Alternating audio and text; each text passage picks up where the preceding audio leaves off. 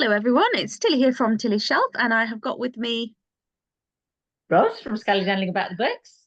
and we're here to discuss our March buddy read. So for 2024, we are reading one modern novel every month. And this month's March, we read Happiness Falls by Angie Kim. And Ros, do you want to tell us a little bit about the premise? Yes, I would love to. So this is it's kind of a crime novel, but with a little bit more to it than that. Yeah, crime, And mystery, that kind of thing. crime mystery, yeah. And it was published in 2023 in the US and 2024 in the UK. So it was kind of hot, new, fresh out book over here. And the author, Angie Kim, it's her second book. Her debut novel was Miracle Creek, and she's from a Korean background, moved from South Korea to the US uh, as a child. And I suggested this for us to read because I saw an interview with her about the book and why she wrote it and why she put a particular character into the book. And then suggested it to you, and you were up for it. Yeah, and I hadn't heard of it at all, but you told me about the book and you told me about the interview, and I also read the interview, thought it sounded fascinating, and the way that she sounded like she was going to draw on her personal experiences with language to bring that into the book. I felt like that was very promising. So yeah, we plunged in. Yeah. So should I say a bit more about the interview and what she said and why that kind of Yeah, caught my go for interest? it. Yeah, because I think it's That's, important to, I think it's kind of yeah, the core of the book. absolutely, absolutely the core of the book. So she has had the experience of meeting, working with, volunteering with writers groups um, of made up of people who are spellers, non-speaking spellers. So that's people who were thought to be what's referred to as non-verbal. Or used to be. People thought because they couldn't speak that they didn't understand language, couldn't learn to read, couldn't, and but uh, then for some it was using letters and sort of picking letters on a board or on a screen and to make words, and is a way that their opportunity to communicate with others has been that door has been opened for them. But lots of assumptions are made about people who can't use sort of spoken verbal communication, about the fact that there's nothing there to communicate, and her sort of understanding of that and realization about that made her really want to write a book with someone in that position as a key character. Yeah, which is what she's done. and I thought it was fascinating. And she brings this into the book as well because the family that she writes about are Korean American family, um, Yeah. and she talks about how when she was first moved to America, she was, an intelligent young woman who was fluent in her first language and understood just enough English to kind of understand what was going on around her. But she had that barrier where she couldn't talk back to people, and Yeah. her how she felt in that position where suddenly part of her communication was kind of robbed from her, and also the attitudes of people towards her where they heard her maybe speaking with a couple of broken words and assumed that she assumed a lack of intellectual capacity. Yeah. And it really, I think, her having that experience, even though her experience is came from a different point, it puts her in a better place to write about this in an honest way. Yes, she had genuine empathy with how the frustration that one would experience, and that would be magnified. Where she was always confident that she could and would learn English. Yeah, The people that she's writing about were if people didn't believe and give them the opportunity, then it wasn't a possibility for them. yeah, and Steve, many we're just recording.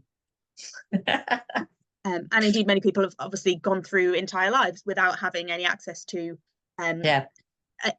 assisted and adaptive communication that works for them. And I think that's key because we'll talk to Eugene, who's the character who at the start of the book is not able to, well, it's not able to speak throughout the book, but not able to, he hasn't yet, they don't yet know about his spelling ability. I can't remember where I started with that. Oh while God, you're I thinking, really lost it. while you're thinking, I wanted to say that I know of families with children and young people in that position. Yeah. I know someone quite, with the daughter with Rett syndrome that was exactly in that position, and now she uses eye gaze to pick out words, and now and then I mean it's transformatory, and they've sort of got to know their daughter in a different way.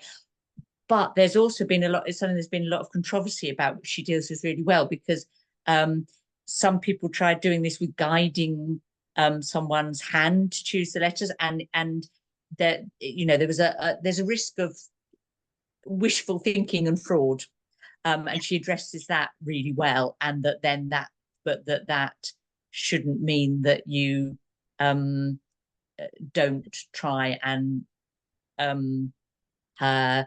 the fact that some of it has proved to be sort of wishful thinking and fraud doesn't mean that you then write it off, because actually you can do it in ways that do work and are genuine. I think it's really moving how she puts that experience of fraud and hand guiding and doubts over the authenticity of these techniques, and shows how that doubt and that worry and that that the kind of the mix of hope and concern plays out at a family level, and has an emotional impact on Eugene himself and his family and his wider network.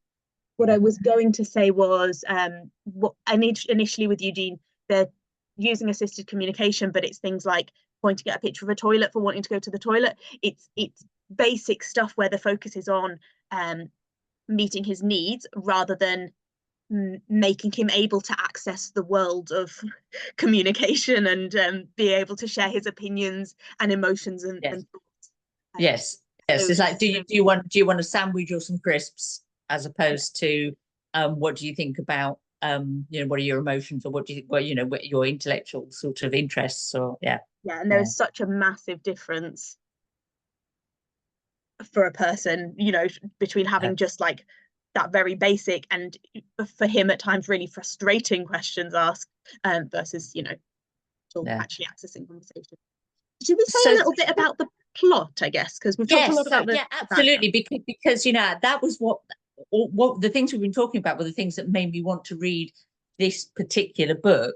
But actually, that's not the only thing the books are about. It's genuinely a really propulsive kind of crime mystery story, family story. It's got all of that. I voraciously read it. What about you?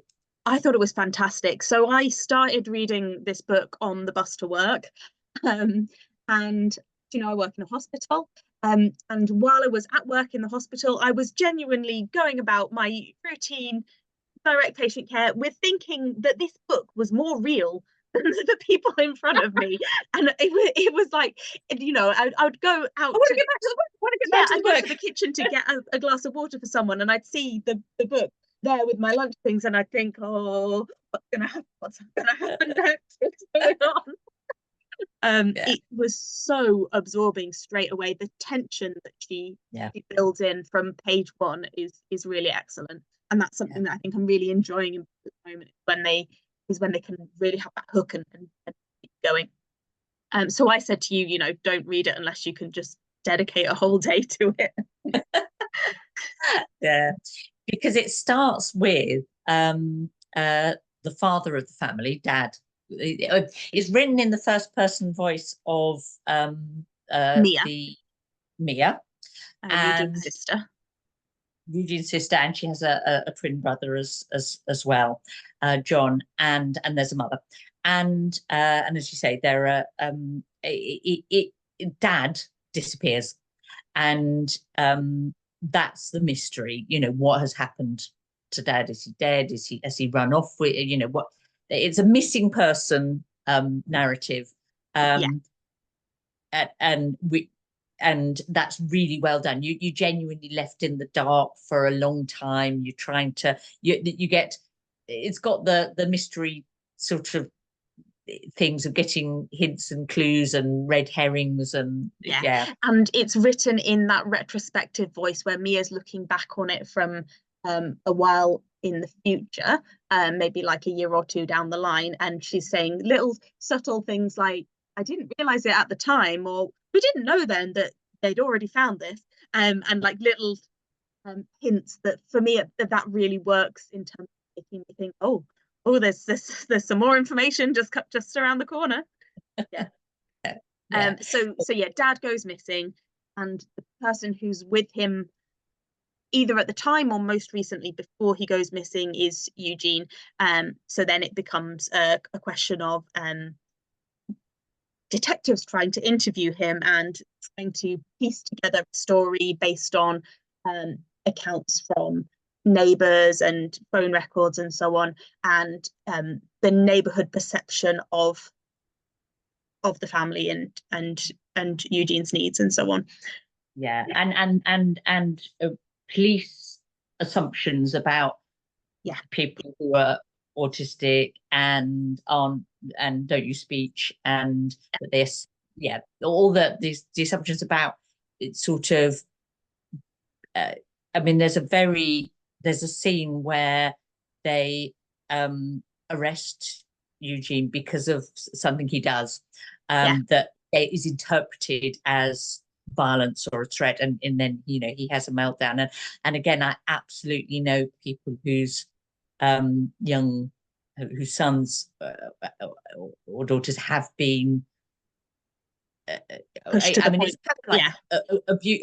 In effect abused by law enforcement people who don't understand what's going on and use approach. It's completely, sadly, completely real. And in the US, I think there's a number of people who've been shot in that situation. So that was that was vivid and convincing. One of the little oddities of the book actually is Mia puts footnotes in her writing. Yes. I'd forgotten the footnotes. Talk about some other examples of where that's sort of happened to people, and I think some people dislike the idea of footnotes, but I thought it was telling about her character. I mean, she's autistic too, isn't she? Just she mentions that at the start, that she's like neurodivergent, but not in the same way as her brother, different flavor.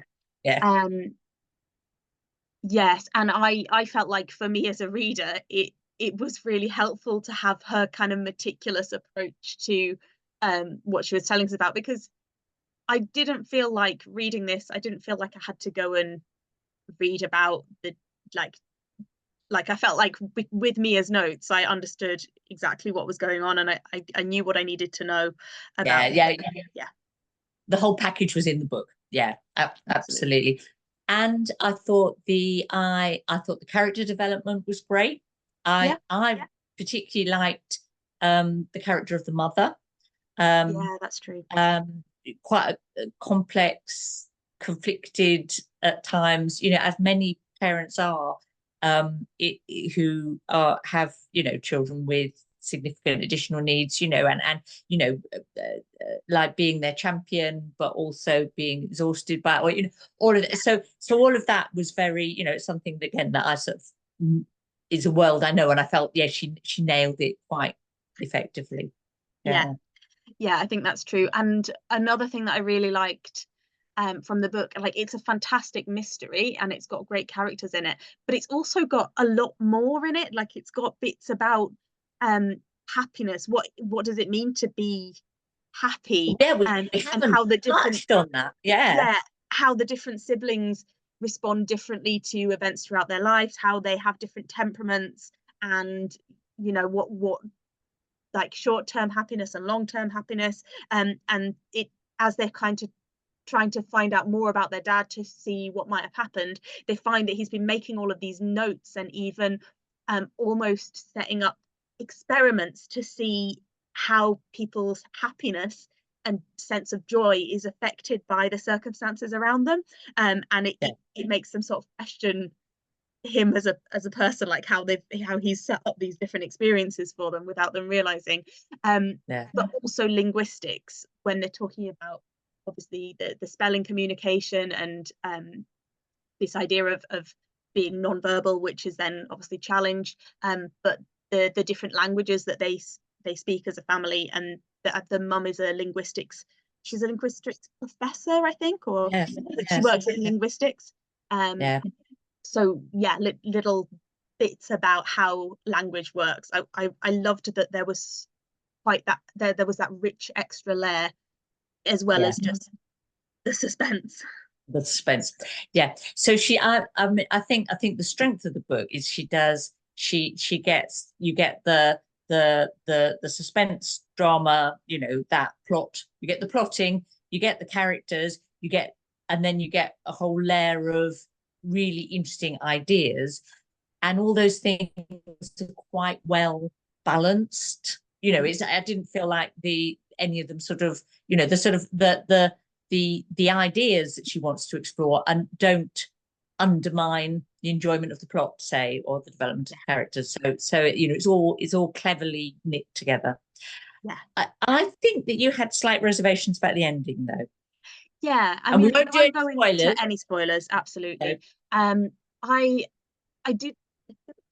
kind of had the feeling from about 2/3 of the way through the book of the suspense and the tension is at such a point now that it's going to be so hard to pull this off, and bring it to a good strong conclusion. And it's a place where I often find modern mystery books fall down, and they often fall down by making the ending over dramatic and thrillery, and I don't think she falls into that trap.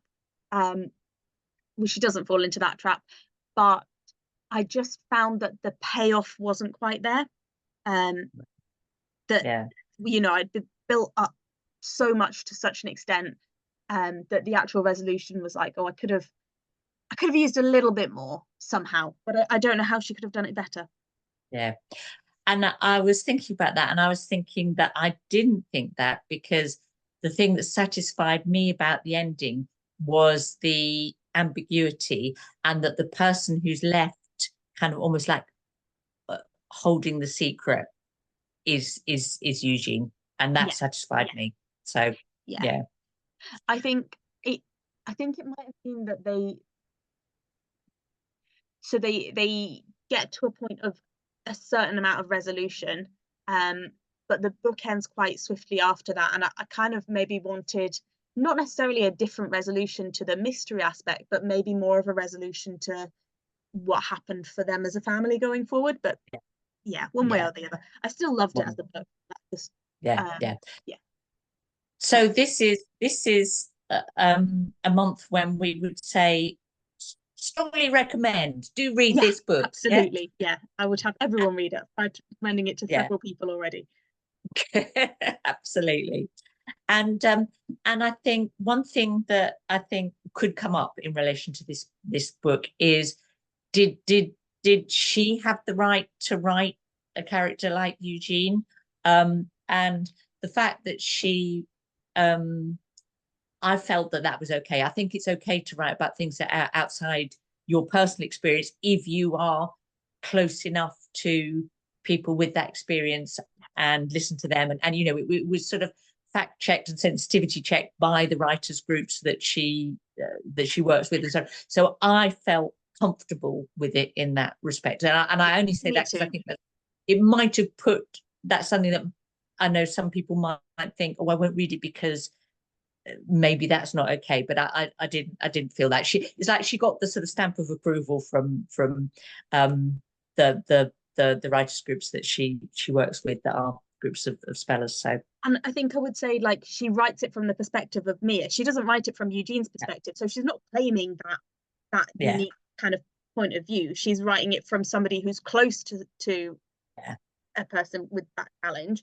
without inserting herself into that exact position. Yes. So I think that's one way that kind of manages it well. The fact that she kind of checked it very carefully with her writers groups is another way that she manages it well. And I think, yeah, I think compared to other books, particularly thinking of mystery books that we've seen that have incorporated characters with autism in a very unhelpful way. Autistic characters in really rubbish ways, and this absolutely does not do that. No. Yeah, it really goes against that, and does it very well. I would say, to me, obviously, as an outsider. Yeah. So, we've already picked our next month's book. It's Western Lane by Chetna Maru. That's currently on the long list for the Women's Prize for Fiction. So that's what's coming up in April. And if you have read Happiness Falls, do put your sort of responses to it in the comments, because we'd love to hear. And if you agree with us or disagree, what you think of the ending. Yeah. So farewell. Thank you for watching. There we go. End. Can't end it. Stop recording. That's what I'm looking for. Okay, thanks. Bye.